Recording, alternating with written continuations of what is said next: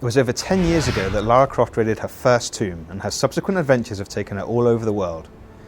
Few of them have really managed to recapture the spirit of the original game, though. Last year's Tomb Raider Legend went some way to revitalising the series, with a Lara Croft who looked a lot better, was more agile, and had a number of new gadgets in her backpack. Tomb Raider Anniversary, which is currently scheduled for release in May, is a remake of the original game that not only incorporates many of the features that were introduced in Legend, but which also adds a few of its own, as we discovered when we had an opportunity to play through the first few areas recently.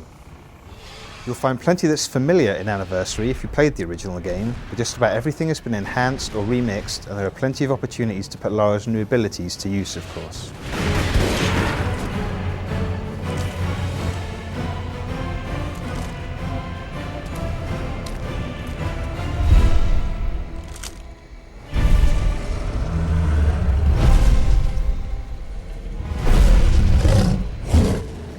In Tomb Raider Anniversary, Lara can use her grappling hook to swing across gaps and to run along walls for a short time.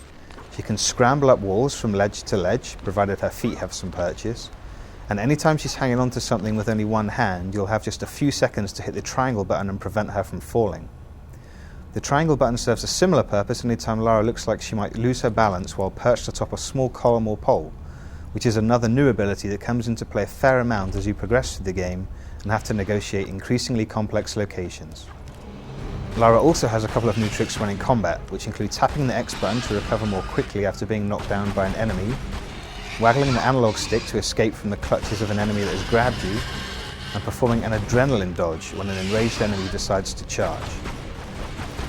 The adrenaline dodge is a refined version of the somewhat overpowered slow motion attacks that were introduced in Legend, and it makes for an interesting risk versus reward mechanic since it can only be activated by quickly tapping the dodge button when an enemy's charge causes the screen to blur for a second or two.